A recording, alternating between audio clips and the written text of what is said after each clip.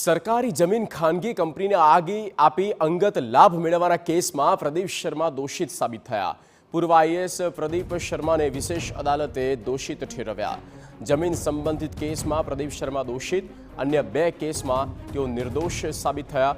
સરકારી અધિકારી તરીકે સત્તાના દુરુપયોગ મામલે દોષિત સાબિત થયા છે। પોતે અને પોતાના પરિવારને આર્થિક લાભ કરાવવા મામલે કોર્ટે દોષિત ઠેરવ્યા અને થોડી વારમાં કોર્ટ સજા સંભળાવશે। રોનક વર્મા સંવાદદાતા ફોન લાઈન પર। રોનક, પૂરી વિગત।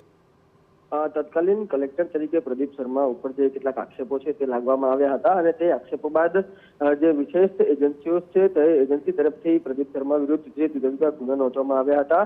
કુલ 3 કેસની ટ્રાયલ છે તે કમ્બાઈન કરીને વિશેષ અદાલતમાં ચલાવવામાં આવી રહી હતી, જેમાં જે કેસ ચાલ્યા બાદ આજે કેસમાં ચુકાદો આપવામાં આવ્યો છે, જેમાં વિશેષ જે જજ છે KM સોજિત્રા તેમના દ્વારા જે ચુકાદો છે તે આપવામાં આવ્યો છે, જેમાં જમીન સંબંધિત જે કેસ છે તેમાં પ્રદીપ શર્મા છે તેમને દોષિત કરાર આપવામાં આવ્યો છે, જ્યારે અન્ય બે મામલાઓ છે તેમાં તેમને નિર્દોષ કરાર છે તે આપવામાં આવ્યો છે। સરકારી અધિકારી તરીકે સત્તાના દુરુપયોગ મામલે દોષિત કરાર તેમને આપવામાં આવ્યો છે, જેમાં ખાનગી કંપનીને જે ફાયદો કરાવવાના માટે અનેક જે કાવતરાઓ છે તે કર્યા હતા। ઉપરાંત તેમના પત્નીને જે ખાનગી કંપની છે તેમાં ભાગીદારી આપીને અને ત્યારબાદ જે નાણાકીય લાભ છે તે મેળવવા મામલે જે દોષિત કરાર છે તે આપવામાં આવ્યો છે કે આર્થિક લાભ જે પણ સરકારી અધિકારી તરીકે પોતે અને પોતાના પરિવારે મેળવ્યો છે તેમાં તેમને દોષિત કરાર આપવામાં આવ્યો છે। થોડીક જ વારમાં જે વિશેષ અદાલત છે તેમના દ્વારા સજા છે તેનું એલાન કરવામાં આવશે, પરંતુ અત્યારે તેમના દ્વારા જે સજા આપવામાં આવે તે પહેલા સાંભળવામાં આવે એક વખત એ પ્રકારની માંગણી કરવામાં આવી છે, એટલે કે થોડીક જ વારમાં પ્રદીપ શર્મા છે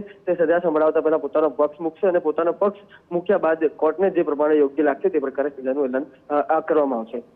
બિલકુલ, આભાર તમામ માહિતી માટે।